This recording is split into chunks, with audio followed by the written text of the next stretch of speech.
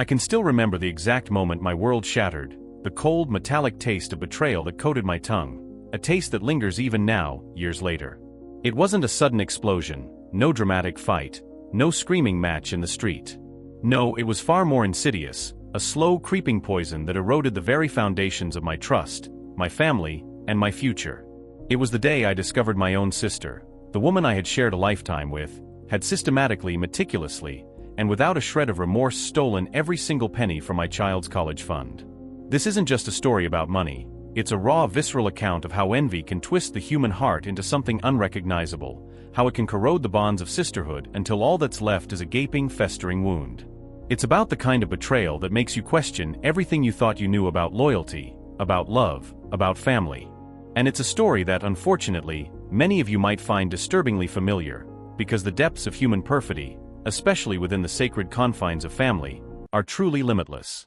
My sister, let's call her Sarah, was always complicated. Growing up, there was a constant undercurrent of competition, a subtle tension that I, in my naive optimism, often dismissed as typical sibling rivalry. She was older by 3 years, and carried that seniority with a certain imperiousness. If I excelled at something, her praise would be tinged with a backhanded compliment, a subtle deflation of my achievement. If I failed, she was quick to offer a hollow comfort, a thinly veiled satisfaction in my misfortune. I remember once, in elementary school, I won a small art competition. My parents were ecstatic, hanging my drawing proudly on the fridge. Sarah, however, just shrugged, saying, "It's nice, I guess, but your lines are a bit shaky. Mine would have been neater." It was a small comment then, easily brushed off, but looking back it was a preview, a tiny crack in the facade of familial affection that would one day widen into a chasm. As we grew older, these incidents became more pronounced, though still subtle enough for me to rationalize away. When I got into my dream university, Sarah, who had gone to a less prestigious local college, congratulated me but then spent the evening recounting all the reasons her college was superior, the real-world experience it offered, implying my path was somehow less valid. When I met my husband, Mark, a wonderful, kind, and ambitious man, Sarah initially seemed happy for me. But soon, her comments shifted. She'd make remarks about how lucky I was, how easy my life seemed compared to hers, how Mark was too good for me, always delivered with a smile that didn't quite reach her eyes. It was as if my happiness, my successes, were a personal affront to her, a direct challenge to her own sense of self-worth. Despite all this, I loved my sister. She was family. We shared a history, a childhood, countless memories. I believed in the unbreakable bond of sisterhood, the idea that no matter what, we would always be there for each other. I made excuses for her behavior, attributing it to her own insecurities, her struggles to find her footing in life. I tried to be supportive, to celebrate her small victories, to offer help when she needed it. I convinced myself that deep down she cared. I was wrong. So painfully, devastatingly wrong. The college fund for my daughter, Lily, was more than just money, it was a promise. It was the embodiment of every dream Mark and I had for her future. Lily was our world, a bright, curious, and incredibly intelligent child. From the moment she was born, we knew we wanted to give her every opportunity, to ensure that financial constraints would never stand in the way of her aspirations. We started the fund when she was just a year old, opening a dedicated savings account that was linked to our main bank, but with strict controls. It wasn't a huge amount to start, just a small deposit each month, but we were diligent. We cut back on luxuries, saved every bonus, and gradually, painstakingly, watched that number grow. The account was set up in my name, with Mark as a secondary authorized user. It required dual signatures for significant withdrawals, and online access was secured with multiple layers of authentication. We were careful, or so we thought. The only other person who even knew about the exact details of the fund, beyond the fact that it existed, was Sarah. And that right there was my first fatal mistake, a testament to my misplaced trust. Sarah was going through a rough patch at the time. Her relationship had ended, she'd lost her job, and she was struggling to make ends meet. She'd moved back in with our parents, and her self-esteem seemed to be at an all-time low. I felt genuinely terrible for her. Despite her past behavior, I couldn't stand to see her in pain. I offered emotional support, helped her update her resume, and even quietly gave her some money to help cover her immediate expenses, telling her it was a loan, which I never expected back. During one of our heart-to-heart conversations, where I was trying to cheer her up, She lamented her own lack of financial security and the missed opportunities in her life. It was in that moment, in an attempt to show her that hard work and planning could lead to security, that I mentioned Lily's college fund. I spoke about our dreams for Lily, how proud we were of our foresight, and even foolishly, showed her the online portal, demonstrating how we tracked its growth. I wanted to inspire her, to show her that it was possible to build something for the future. I wanted to share a moment of hope. Instead, I handed her the key to our deepest vulnerabilities. I remember her face as I showed her the balance, the way her eyes lingered on the numbers. There was a flicker, a subtle shift in her expression that I didn't recognize then, but now in hindsight, chills me to the bone. It was a look of intense, almost predatory desire, masked quickly by a polite smile. She congratulated us, said how wonderful it was, and I believed her. I truly believed she was happy for us, happy for Lily. The months that followed were unremarkable. Sarah found a new job, nothing spectacular, but enough to get her back on her feet. She seemed to be doing better, more stable. Our interactions became less strained. I thought we were past her period of intense envy, that she was finally finding her own path. We continued to contribute to Lily's fund, watching it steadily grow.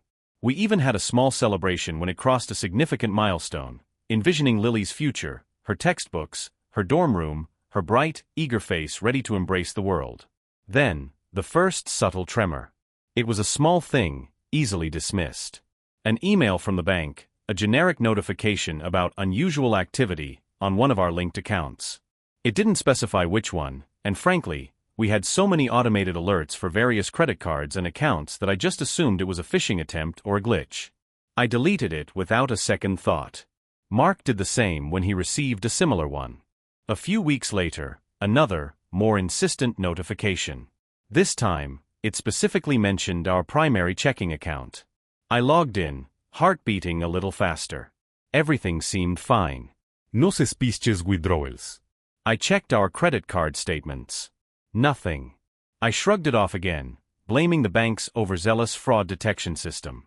The real alarm bells began to ring when I received a physical letter from the bank, a formal notification about a security breach related to our online banking profile. This was different. This wasn't an email. This was official. My stomach dropped. I immediately called Mark. We sat down together that evening, trying to make sense of it. The letter stated that there had been several attempts to access our account from an unrecognized IP address, and that some of our security questions had been incorrectly answered multiple times. It warned us to change our passwords immediately and review all our account activity. We started with our main checking and savings. Everything looked okay. Then we moved to credit cards. Also fine. It was when we got to Lily's college fund account that the blood drained from my face. The balance. It was off. Significantly off. At first, I thought it was a display error, a glitch in the online banking system. I refreshed the page. No change. I logged out and logged back in. The number remained stubbornly, horrifyingly low. It was less than half of what it should have been. My hands started to tremble. Mark, seeing my face, leaned closer to the screen. His own expression turned from concern to sheer disbelief, then to anger. "No," he whispered, his voice hoarse. "No, this isn't right." We clicked on the transaction history. And there it was. A series of withdrawals, disguised as transfers. Small at first, then larger, meticulously spaced out over the last 8 months. They weren't direct withdrawals, which would have triggered immediate red flags due to the dual signature requirement. No, these were internal transfers to an unlinked external account that had been added to our profile. An account that we had never authorized. An account that, after some frantic digging, we discovered had been set up in Sarah's name. The realization hit me like a physical blow. It wasn't just a mistake, not a hack by a random stranger. This was calculated. This was my sister. My own flesh and blood. She had meticulously siphoned off Lily's future, piece by agonizing piece, under our very noses. The tears came then, hot and stinging, not just from the shock, but from the profound gut-wrenching pain of betrayal. It was an oceanic grief, a complete submersion in sorrow. We spent the rest of the night poring over the statements, tracing every transaction, every date, every amount. The total was staggering. Over $40,000. $40,000. Gone. The money we had sacrificed for, dreamed over, carefully nurtured, stolen by the one person I thought I could trust implicitly. The evidence was irrefutable. The external account was hers. The IP address from the security breach notifications? Traced to an address she frequented, a library computer she used, her own apartment. She had clearly gained access to our online banking credentials, likely by shoulder surfing when I foolishly showed her the account, or perhaps by guessing based on personal information she knew about me. The fact that she had managed to add an external account to our profile without us noticing was a testament to how clever and cunning she had been, exploiting a loophole in the bank's security protocols that allowed for new linked accounts to be added with slightly less stringent verification for small transfers, then slowly escalating the amounts. The next morning, I confronted her.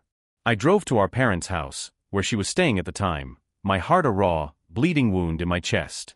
I remember the drive, a blur of motion, my mind replaying every conversation, every subtle jab, every fake smile.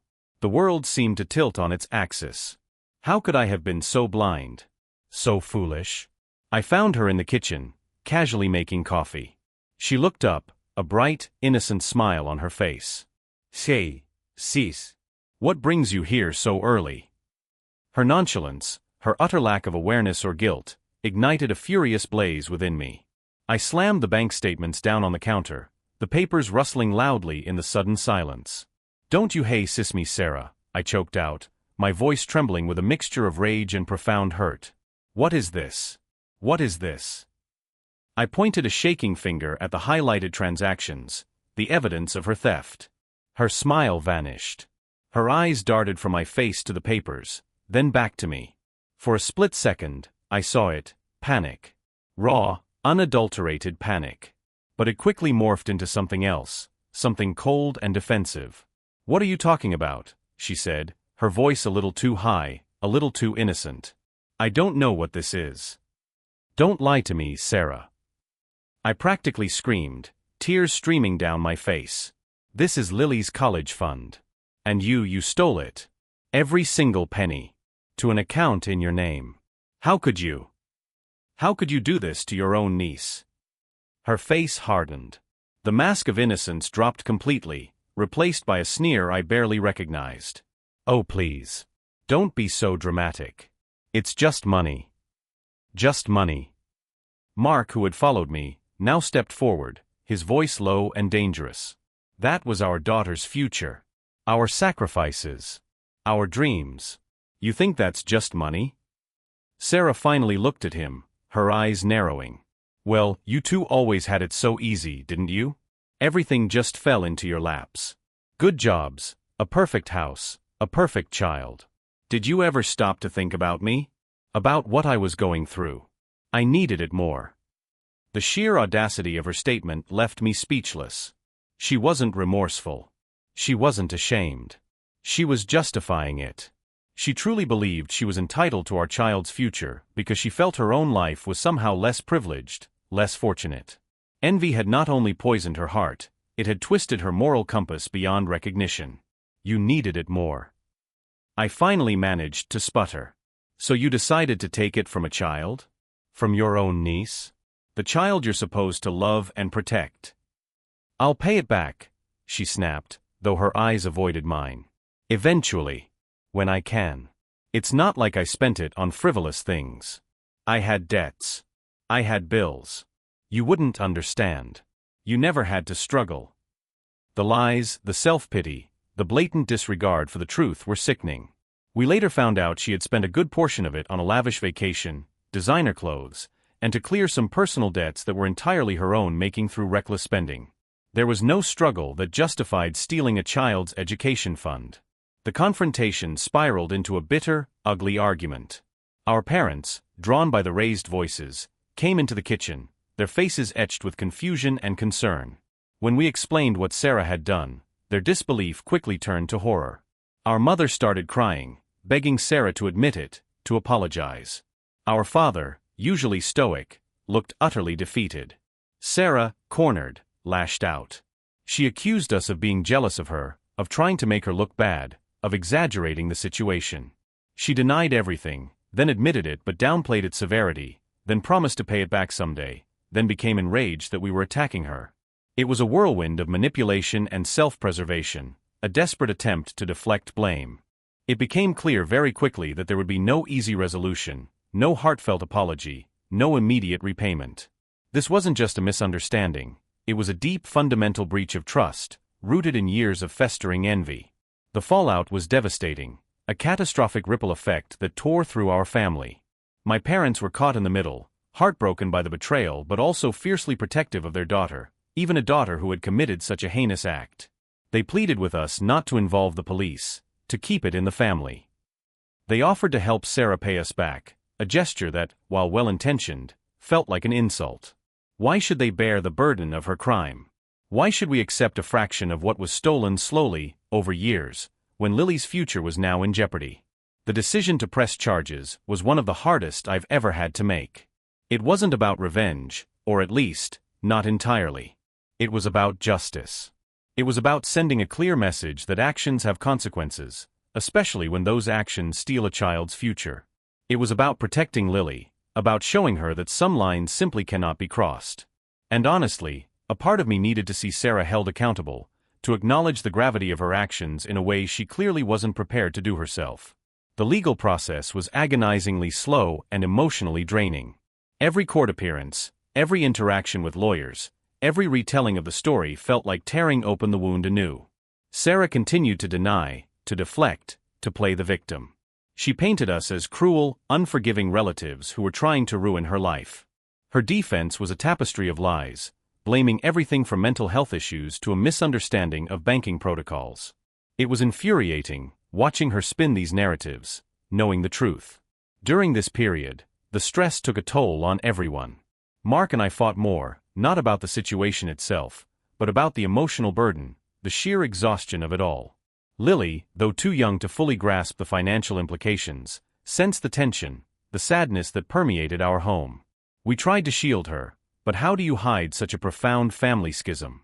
How do you explain to a child that her aunt, someone she loved, had betrayed her in such a fundamental way? We haven't told her the full details yet, but the shadow of that betrayal hangs over us, a constant reminder of what was lost. Eventually, after months of legal wrangling, the truth prevailed. The evidence was simply too overwhelming. Sarah was found guilty of theft and fraud. She received a suspended sentence, probation, and was ordered to pay restitution. The judge, in his closing remarks, spoke about the egregious nature of the crime, the breach of familial trust, and the impact on an innocent child. Sarah sat there, stone-faced, showing no emotion, no regret. She still hasn't paid a single cent of the restitution. We knew it would be a battle, but we hadn't anticipated such obstinate defiance. The money, the original $40,000, was gone. We had to start over, from scratch. It meant more sacrifices, more belt-tightening, more late nights working extra jobs. It meant acknowledging that Lily's college fund would not be as robust as we had originally planned, at least not for a long time. It meant facing the very real possibility that she might have to take out significant loans, something we had desperately hoped to avoid. But the financial loss, devastating as it was, pales in comparison to the emotional wreckage left in its wake. The trust is shattered, irrevocably broken. I no longer have a sister. The woman I grew up with, the woman I shared secrets with, the woman I loved, is gone, replaced by a stranger capable of unimaginable cruelty. Our family gatherings are now awkward, strained affairs, with Sarah conspicuously absent, or if she does appear, a palpable tension fills the room. My parents are still struggling to reconcile their love for both their daughters with the reality of what happened. The hardest part is coming to terms with the fact that some people, even those closest to you, are simply not who you think they are. That envy, when allowed to fester, can consume a person, turning them into a hollow shell of their former selves, capable of inflicting the deepest wounds. I learned a brutal lesson about boundaries, about protecting my family, and about the insidious nature of resentment. This story isn't unique. I know there are countless others out there who have experienced similar betrayals, who have felt the sting of a loved one's envy turn into a destructive force. It's a testament to the darker side of human nature, a chilling reminder that sometimes, the greatest threats come not from strangers, but from within our own circles, from those we hold dearest. My sister stole my child's college fund, but she also stole something far more precious, my faith in the unbreakable bond of family, and a piece of my own innocence. And that, unlike money, is something that can never truly be replaced. If you found yourself grappling with a similar story, or if this resonated with you on any level, please consider sharing your thoughts in the comments below.